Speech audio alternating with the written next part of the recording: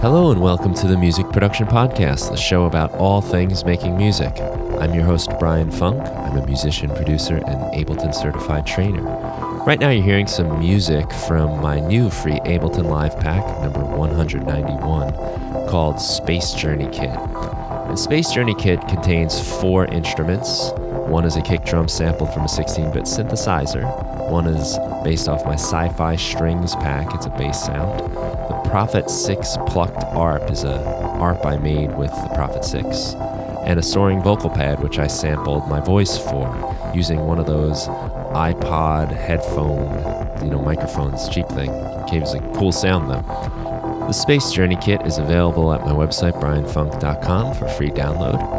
And these sounds all come from my January 2020 collection, which is a download exclusively for my Music Production Club members that contains all 25 of my January 2020 projects with all of the samples and all of the presets. There's over 130 different instrument and audio effect presets from Ableton Live in that. So a lot of cool stuff, I think, which you can get if you join my Music Production Club. Go to brianfunk.com/MPC. It's cheap, and I think it has a lot of value, lots of cool stuff there, and I hope you'll join me. Today's episode is called Mixing Tips Every Producer Must Know. It's a clickbait title for sure. I've been having a little fun with clickbait titles on the podcast, and I thought I'd just keep you posted on how they perform. So in May 2019, for episode 111 of the podcast, I did 10 Things to Do When You Are Uninspired. And that is currently the 5th most downloaded show I've ever done. Now, side note about my statistics, I've really only been keeping them for about the last year, since January 2019.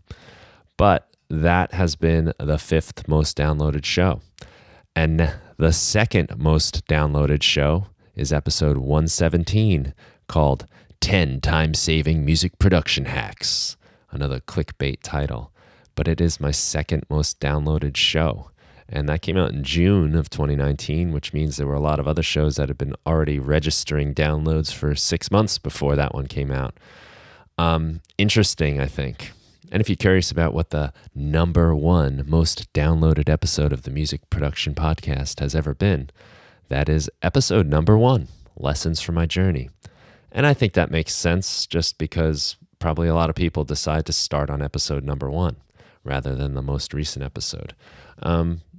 So those are some interesting facts about what I go through thinking about names for these shows and all these names for all the stuff I do. It's the funny part of the whole, I guess, putting out content thing is what do you call it?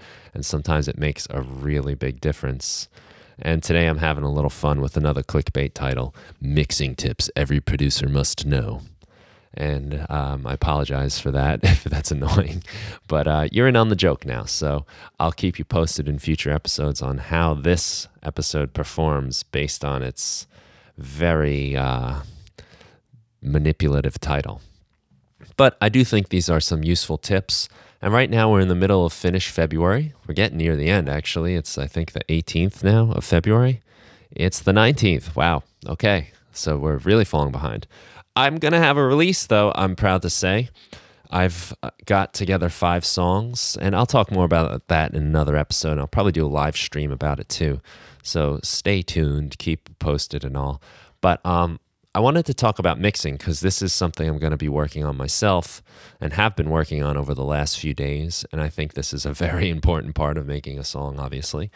And I have some ideas that really help me. These are things that I've learned along the way. I've picked up from experience or from people that have given me some wisdom and advice. And I appreciate all of that very much from anyone that's ever helped me, whether you know it or not. You may have put out a tutorial that has helped me or just working with you. So experience, listening to music, all of that stuff, and of course, help from the internet. So One thing I like to start out with when I talk about mixing, when I think about mixing, is a couple analogies. Compare your mix to certain things in the real world. I like to think about paintings. Now, painting, I think, works really well in the Ableton Live world too, because I always see the session view where you're putting together clips as my palette. So this is where I'm gathering sounds in my session view. And then my arrangement view is the canvas. That's where I'm putting my paints or my music down. And that's where it matters where I put things. And like a painter, you have all your paints on your palette, all the stuff that you could potentially use. And then your arrangement is where you put your stuff down. It's your canvas. So I think that's helpful. But another way to think about it too is this is a mix, right? So we can't have all of our elements taking up one spot. Just like in a painting, you can't put everything in, say, the bottom left corner. If you're painting a scene of a house and a tree and a river, you can't have it all in the same place. You'll be painting over everything. So we have to spread out the elements in our mix. We got to make room for things. And it's all about balancing and sometimes sacrifice. And to speak of balancing, maybe think of your mix as a meal. You don't want to have a meal where everything's all sweet and everything's super salty. It tends to be a balance that makes a meal satisfying. The sweet meeting the salty can sometimes be very exciting. I know when I like to eat meals, sometimes I circle around my plate for the different flavors because I'm trying to, complement the last thing I ate. And that goes along with whatever you drink with what you eat as well. You might think of your mix as like a team, a sports team, players on a team. Not all of your players can play the same position. And you don't want, say on a baseball team, you don't want 9 great pitchers on your defense because you're going to lose every time. You need players that fit their role, and each part of your mix should also fit a role. You can't have too many stars on a team. You need supporting characters as well. Maybe your mix, if it helps, is like a puzzle. You're putting a puzzle together where each piece goes in a certain spot and each piece plays an important role. And sometimes getting one piece in the right spot helps you find the right spot for the next piece. And one more little analogy. How about a photograph? If you have a group of friends together for a photo, you need to spread everyone out so you can see everyone. They can't all stand in the same spot, but they'll be blocking each other. And that again goes with your mix. You can't have everything crowding one area or one frequency range or anything like that. I believe a good mix begins with a good arrangement and a good composition. And this is something we should probably think about while we're writing. And it's how I think now a lot about music. I sort of try to fill in the places of the mix. I ask myself where I need to fill in when I come up with a new part. I didn't really ever have to do this in my early days of music making because I always played in rock bands. But the rock band format is kind of an already agreed upon arrangement that works really well. You've got your drums doing your percussion, and that covers a wide range of the frequencies, but it's very percussive. You've got your bass player holding down the low end. Then you'll have a guitar player usually, maybe a keyboard player, sometimes a lead guitar or some sort of lead instrument. And then you have vocals usually. And all of those sounds just kind of fit together nicely. The bass holds down one area, the guitar is somewhere a little bit higher, and the keys can be a little bit flexible to work around the other parts. And on top of all that sits the voice. So try thinking about your arrangement as you're doing your mix. That's a great place to start. If you are trying to add too many elements in one particular part of the mix, you're going to run into issues and it's going to be harder to mix. But if all of your parts kind of occupy their own role and their own space in the music, mixing becomes a lot easier. The song almost mixes itself. Before you start, ask yourself some questions. Where does the song take place? Are we in a big space, a small space? Where are the instruments in relation to the listener? So are some things close or some things far away? Do you want the sound of the music to be far away or near? Do you want it to sound like it's all around the listener? These are all things that you can ask yourself that will help you make decisions along the way with your mix, and you'll have some ideas about where to go. I think it's a great idea to use a reference mix. And if you are working on a song and you know another song that is somewhat similar, it's good to have that in your session on a track that you can just refer to it once in a while, just to make sure you're on the right track. I don't know if you want to necessarily copy it, but you can use it as just a kind of like a home base, if you will. Like when you're mixing, you're constantly moving frequencies and sounds and volumes that it can be easy to forget like what good actually sounds like. And at least you have this constant in your reference mix. Now, a couple of things just to keep in mind with your reference mix. Don't run it through your master effects chain. So say you have a track where your reference mix is, don't have that going through the same effects the rest of your song is. This is a track that's already been mastered. It's already been polished. It's already been worked on. It sounds the way it's supposed to sound. You don't want to start adding new sounds and effects to it that will color that and mislead you a little bit. You want to compensate for some volume too. It's likely this reference mix is going to be a bit louder than your mix, so turn it down a little bit. Do some volume matching. Things sound different at different volumes. And most of the time we prefer things that are louder. I think it's a good idea to turn this down a little bit. And just don't forget the whole time that you are comparing yourself now against a polished, mastered, finished product. And your music in your track that you're mixing now is not there. And it's really got a long way to go, most likely. So don't let that discourage you. And for that reason, I would suggest that maybe you just refer to your reference mix occasionally. Don't be back and forth after every single adjustment you make. Once in a while, it'll just be useful. It'll help you understand if you're on the right page or not. But don't get too caught up in the comparison thing, because that can really be discouraging. Now, one of the most important rules I would say in mixing is to leave some headroom. I think this is really important. By headroom, we mean you don't want your master fader, your pumping the volume all the way up. We have a limited amount of space before we start getting distortion and all kinds of stuff happening, clipping to our music. We want to make sure that our music is not peaking too high to our 0 decibel level where our digital audio cuts off. I've heard it's a good idea to leave things peaking at about -6 dB. That seems to work pretty well for me. It gives you some room. It gives you the ability to turn things up and adjust things later on after you've mixed. It also just prevents you from coloring your sound too much by jamming your levels, say, against a limiter, which can really change the way things sound. Now, this is a tough thing to do. It's a tough discipline to have, to give yourself this headroom.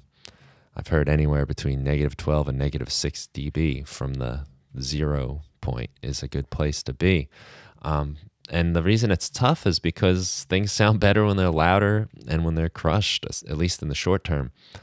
But we don't want to rely on that to get our mix right. It's so much better to get your mix sounding really good with all of that room and then bringing up the volume with your tools, like your mastering tools. It'll come out so much nicer, cleaner, more balanced. You won't get any kind of fatigue when you're listening, and you can maintain those dynamics, which is so important. So leave headroom. If you have to, bring all of the faders on all your tracks down together and then work from there. I've become a convert in this idea of mixing in mono too. So mixing in mono, meaning maybe I'll put a utility from Ableton Live in the master channel and just hit the mono button so that it's always in mono. I'm hearing the same thing out of both speakers. This is a great way to avoid any kind of phasing issues, because if you do have problems in your phasing, when you put it in mono, it can cancel it out and you won't hear it as well. Or you might hear like this kind of like phaser effect on your mix, which you don't want. By mixing in mono, you rely on just getting the levels all right.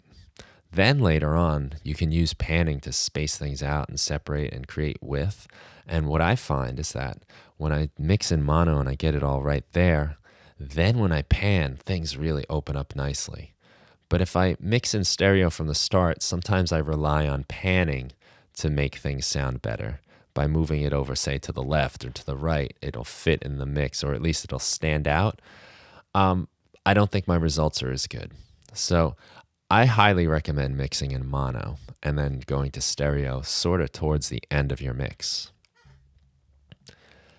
I recommend arranging your music by frequency and thinking about your music in frequency ranges. So we have bassy stuff, we have low bassy, low mids, we got subs, we got the mids, we got the highs, we got all these different sections of our mix. I like to think about filling out the frequency range with parts. So some things will occupy the bass area, some things will be in the mids, some things will be in the highs. And by thinking in that way, it really helps me make decisions when I'm writing as well. To go back to one of my first points is that a good mix starts with a good arrangement. I like to listen to what I've got going. If I've got a bass and drums, I know that I need to now put something up a little bit higher. I don't want to add more bassy stuff because I've already got that. And the more you add bassy stuff to bassy stuff, the less you hear anything. Kind of like our comparison to a painting, we're just putting everything in one side of the painting in one little corner, and we don't get any separation that way. We need to let things kind of live in their own space. So think about arranging by frequencies, and that can help you too with your melodies, because then you'll kind of know you need to play at higher octaves as you start filling out the low end. And I think that again is a nice way to eliminate decisions and get you on task about what you need to do. One of the biggest concepts in mixing to me is contrast. We're always thinking about contrast in a mix. It's a mix. So that in itself means there are various elements working together, just like in a recipe in a food. You need to have some variation between the parts, some contrast in order to feel it, in order to notice it. And this goes for all kinds of things. This goes for dynamics, this goes for volume, this goes for stereo width and frequency change and instrumentation. If you think about a lot of the terms we use for our sounds, like bassy or loud or trebly, these sounds really only matter in terms of other sounds. They're relative terms. Big sounds, small sounds. You can't have a big sound unless you have a small sound to compare it to. And I often say things like, think about Godzilla. Godzilla's huge, right? But not compared to the moon. Compared to a human being, Godzilla is huge, but not compared to the moon. He's tiny. So things that seem big need something else next to it to seem big. And that might mean you have to make some compromises. You might want to leave some blanks in the frequency range, for example. A very common trick when people are doing builds into their big drops in electronic music is they'll start cutting out the bass frequencies as that build starts rising and rising, so that when you get to the next section, which is supposed to hit real hard, and the bass comes back, you feel it again. And if you think about humans and our senses, we're designed to pick up on change. We notice changes. We get very used to things after a while. You might, after a while, you don't notice like the feeling of your clothes on your body just because it's always there. But once you take off a shirt or something, you feel the air. And then when you put it back on, you don't. You notice the changes. The same is true with music. We notice the changes. So if we hear, for instance, high pitches all the time, we kind of get used to them and tune them out. Which is another reason why you should use a reference track, because that brings you back home to what you're supposed to be hearing. But with contrast, we notice things. So if we want something to sound big, we might need to make a sacrifice in something else. If you want something to be bassy, you might need to lose some of the bass in another sound. And that will allow the other sound to feel bassy because the other sounds are not as bassy. Think about the moon at night versus during the day. Sometimes you can see the moon during the day. It's almost unnoticeable. It fades into the background of all the skylight. It's not very bright. But at nighttime, the moon is like a whole light going on all the time. It can, on a full moon, you don't even need lights to see outside. That's the same thing with our music. The only reason the moon is so bright at night is because everything else is so dark. And the reason why you can barely see it during the day is everything else is so bright. And this works with our music too. Think about contrast, and that can do with volume, very common technique I grew up with my alternative rock grunge bands of the 90s was the idea of quiet, loud, quiet, loud. The verses were usually very quiet, and then when the choruses came in, everything came in loud. You switched your guitar from clean to distortion. The drummers started playing on the cymbals. Everything picked up. And the only reason that had impact is because the other parts were so quiet and mellow. And you can do that with frequency range too. That's what we're doing with guitar, basically. When we switch from clean to distortion, we're starting with a more mellow frequency with less harmonics, less high end. And then when we hit that distortion pedal, all that stuff comes out. It gets louder, and now we have brighter sounds, and that makes it sound more exciting. You can't do that if it's always exciting. That's how things get boring. Another tip, start with the biggest part of your song and then try arranging by subtraction. Now, this is something I did all the time during January, mostly because I needed to mix things down real quick. I didn't have a lot of time. I was trying to finish something up so I could go to bed usually. So what I would do is I would take all of my ideas, say it was like an 8-bar loop or something, I'd put them all into arrangement view. And then I would start chipping away at it. So rather than have everything start all at once, I might start with just the drums and the bass or just the synth sound and then bring things in one by one. And I was able to build up my arrangements by subtracting to them. When you have your loudest, most exciting part of your song too, you now know what you're building up to. This goes back to the talk about contrast in that we can then decide we need to make our other parts quieter and smaller than this part we already have. And you have something to compare against, and you want to make sure that big part sounds big compared to the rest of the music. Now, sometimes you might find your song sounds better as you start taking things out. And that happens a lot. You add things because you can. I mean, we have unlimited tracks and CPU is less and less of an issue. So we can keep adding things. This can be tough, and it's sometimes upsetting when you realize a sound you worked on for a long time isn't working in your mix. Now, I have some thoughts on this because it really does stink to lose something you worked hard on, but you have a few choices. Perhaps if your section of your song is going to come around later, switch up the arrangement. Maybe have some different parts playing and take out some of those other parts. So you can kind of, instead of maybe using that weird sound you made in the first verse, save it for the second verse where you take out that keyboard part. And that'll take the place of the keyboard part. And now you have a different sounding section, which is interesting because it's not exactly the same as the thing you had before in the song. If that doesn't work, save them to your library for another project. Make a folder of like unused ideas that you can just draw from, and you can just pull things right out of your browser, drop them in your projects, and that might be enough to get going. But you do have to sometimes admit to yourself that some of the things you have done may have actually worked against you. Sometimes less is more. Sometimes too much is too much, and it gets in the way. And this is especially true in mixing because you can't always have every ingredient in every single mix. Take them out. See what happens. Try all of the different combinations of your sounds too. Make sure all of the parts of your song have a focal point.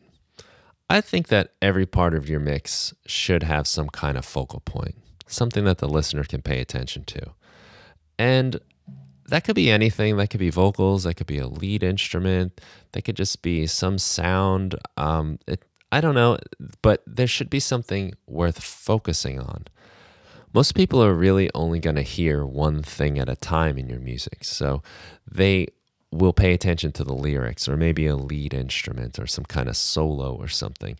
But they really need something going on. If it's just a rhythm section moving along, there might need to be something going on. And maybe even one of those elements just picks up and changes its playing, but something has to be happening for people to pay attention to. Now, the temptation is always to do a lot of things. Let's have a ton of things to pay attention to. And I know I'm like this. I love ear candy and music and all kinds of stuff going on. So it's very tempting to have 35 different focal points at one time. But when you do that, you wind up having no focal points at all. You just have one big mush. And sometimes you just have nothing really to pay attention to. It becomes too much. So pick something. and let that stick out. And by having that focal point, it also helps you make decisions about what else is in your mix, and you can adjust things so that the focus is on the thing you want things to be focused on. So, in thinking about effects, I'll talk about some basic effects here, really just EQ and compression, but my kind of stand on effects, unless I'm trying something extreme, is to be subtle. Do small things, because small things add up in your mix. I like to just add an effect a little bit until I notice it, and then I'll turn it down just a little bit so I don't overdo it. Now, this helps me from, I think it's important not to overdo it. So by turning it down a little less than maybe my initial gut says to do, winds up making things a little bit less insane sometimes. And it gives you less work to do later on, because when you have too many effects going on or too much drama in your EQing or compressing or something, it winds up causing problems later on and gives you more work to do. So I think be subtle. Turn it up till you hear it, till you notice it, and then just back it off a little bit. Let's talk about EQing for a second. This is probably the most important tool in your mixing, is your EQ, I guess, that and your volume knobs. So the EQ is essentially a very specific volume control. I like to think of it that way, and I think it's a helpful way of looking at EQ. It's a specific volume control. Your main volume control turns down the overall sound. The EQ can turn up and turn down specific frequencies within that sound. My advice, in most cases, is to do more cutting than boosting. A lot of the EQing I do is to remove things I don't need. And again, this goes back to the idea of the painting or the picture where I have a limited amount of space. So I really only want to use the parts of the sound that I need, because in a mix, all of that stuff adds up. So for instance, I love cutting the low frequencies on things that aren't bass or drums. And this is because it makes room for the low frequencies of the bass and drums. But if I have 15 tracks all playing with a little bit of, say, sub-energy, low bass going on, that's all going to add up over the course of my song, and it's going to take away the room for my drums and my bass. There's not going to be as much area for that stuff to occupy, and likely it will sound a little muddy. I find things clean up really nicely when I cut out the lows where I don't need them. And I follow that same philosophy of being kind of subtle. I turn it up until I hear it, and I just back it off a notch or two so that I don't kill the tone. I like to use EQing mostly for corrective things, which means I'm mostly cutting things out. You can boost, but that's more for using it as a tone control. I was working on a mix last night, and I found that certain notes on the synth part I was playing were just cutting through my mix way too much. And I almost wanted to just re-record it because I was kind of frustrated with that fact that my certain notes were just resonating more than I needed them to. What I did is I opened up an EQ and I looked at the spectrum, and I could see the spikes where my notes were problematic. I've ran my EQ curve over it. What I'd like to do is put on a bell curve and boost it so that I'm really boosting a frequency really high, and just slowly sweep through the frequencies until I find that problem frequency, and then I cut there. And that's what I did. I was able to find the exact note, which turned out to be a C, that was making my mix sound honky and annoying, kind of like boxy. So I was able to cut that down while preserving the rest of the synth part, and it made it fit in the mix so much better. I was just turning that down. Another thing you can think about with your EQing is about making room for other sounds too. And that's kind of what I'm talking about with the low cuts, but you can do this with the high cuts too. Certain sounds are going to fill up a lot of your frequency range, and maybe you don't need it to. So make a little room. If you notice that one particular instrument lives in a certain area in your mix, and there's another instrument that's sort of competing for that area of the mix, try cutting a little bit of that frequency out of one of them, and it gives it a place to fit, kind of like a puzzle. There are some pretty cool tools you can use for this. iZotope's Neutron is really used for this masking frequency idea. It can help you identify them so that you can cut them out where you don't need them. And that's a really nice tool, I think. But you can also do it just by doing your work, by looking at your different frequencies. Use the frequency analyzer to see what's going on in your mix and understand what is hitting where. And cut where you don't need it. Make room for things. The compressor, I think, is another important tool, and it is also, in my mind, a volume control. It's a very specific kind of volume control, though. What the compressor does is turn down the volume of a track when it gets above a certain volume. So this would almost be like if you're listening to music and say one song comes on and it's too loud, you might turn down the stereo. And then the next song comes back on and it's not loud enough, so you turn it back up. But once something reaches that threshold, the compressor turns it down. Now, you need to think about why you're putting a compressor on. Are you doing it to control the dynamics? Because that's what a compressor does. It controls dynamics. It takes the loud things and makes it quieter, which means that the difference between your quiet parts of a sound and the loud parts of the sound is smaller. And dynamics is the difference between the quiet and the loud parts. That's contrast again.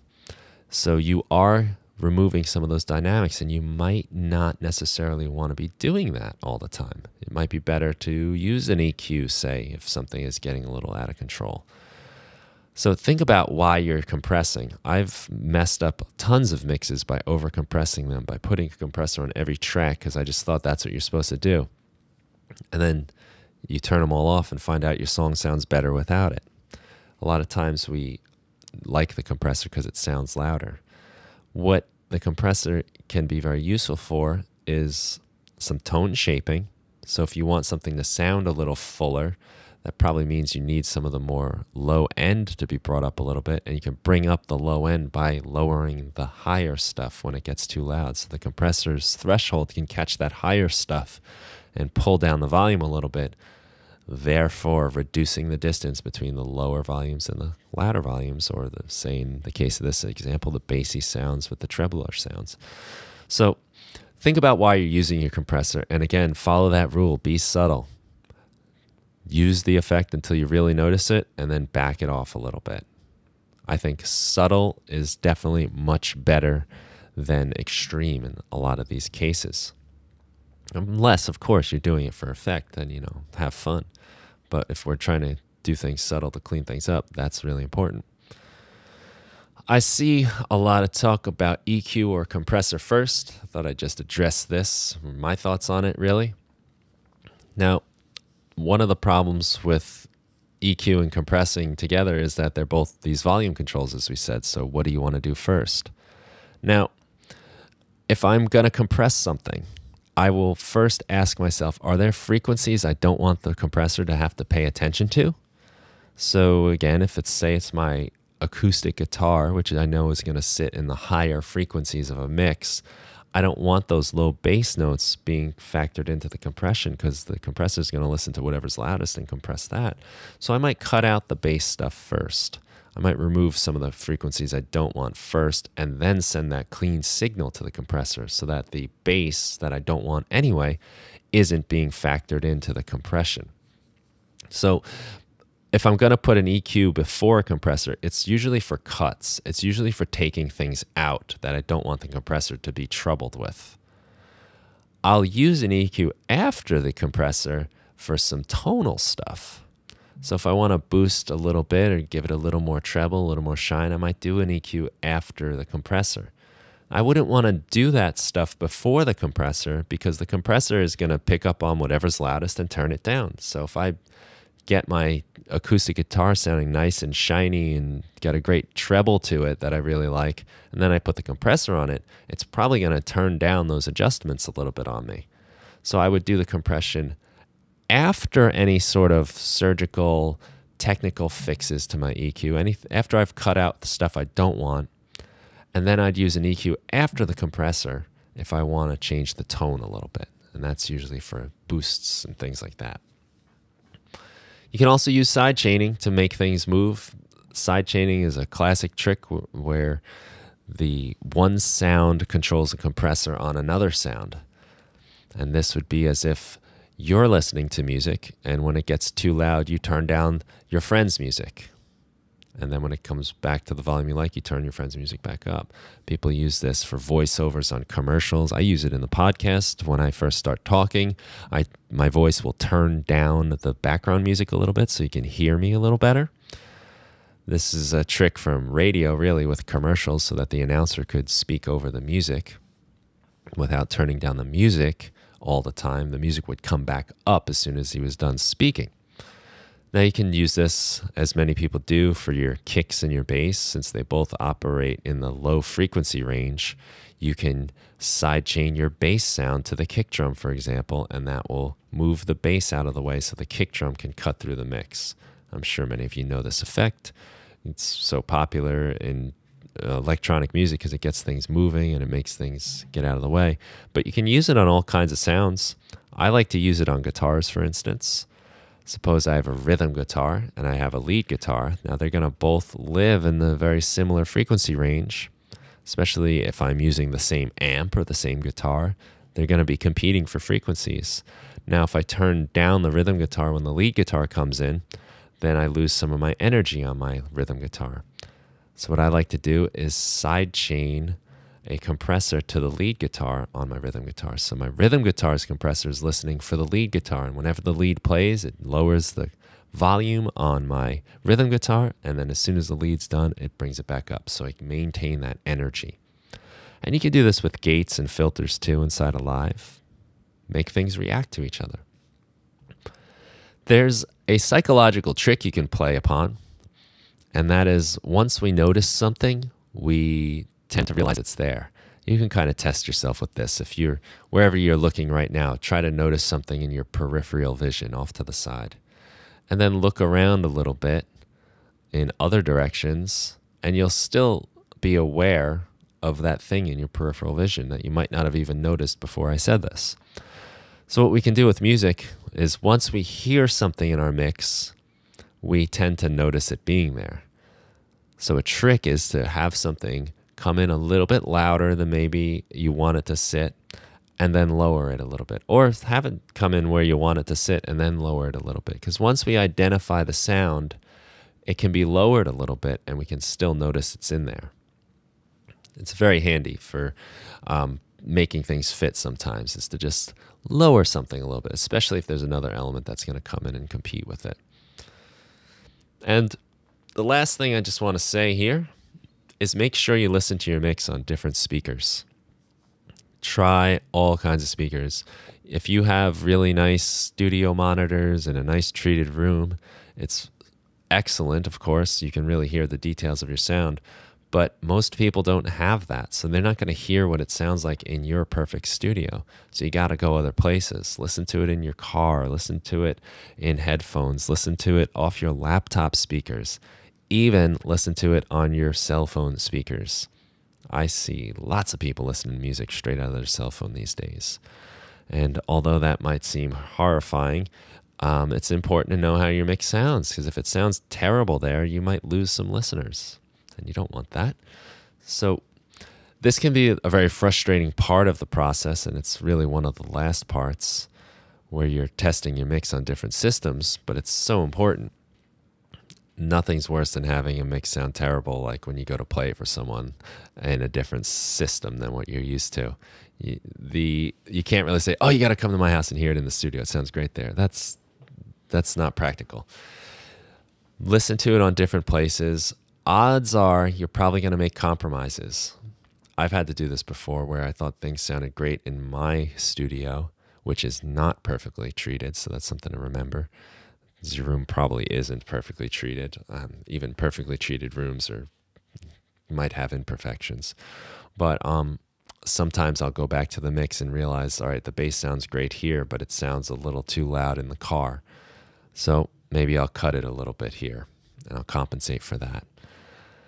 It will make a difference. You want it to translate. And again, this might be a little bit of a compromise where you have to kind of let go of some of that sound in your studio so it sounds a little better somewhere else too.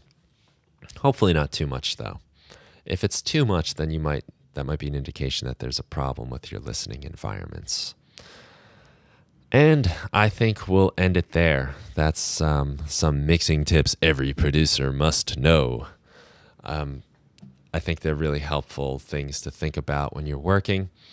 They've helped me a lot, and there's probably a ton more I'm missing. Of course there are. And if you have any, let me know. I'd love to hear them. Most of what I'm sharing here I've learned from other people, and I'm confident I have not figured this out yet. This is an art, and it's also a science too, mixing is.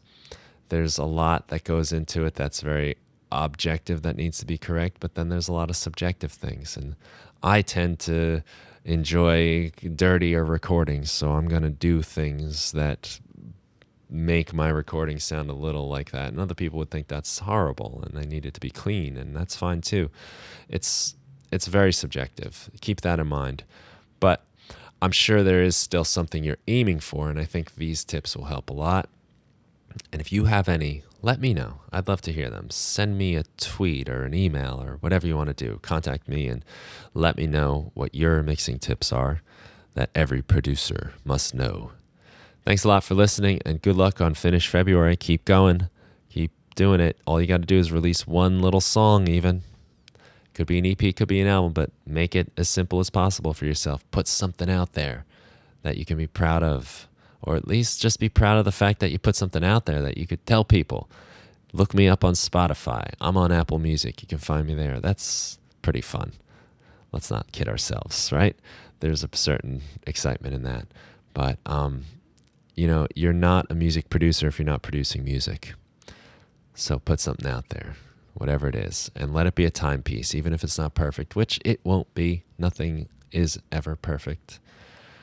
But it'll be a timestamp of where you were in your life, in your journey as a person, as a producer, and all of that stuff. It's nice to have. I wish you the best of luck. Thank you so much for listening. If you enjoy this show, please comment, rate, subscribe, all that good stuff that's supposed to help this podcast reach more people.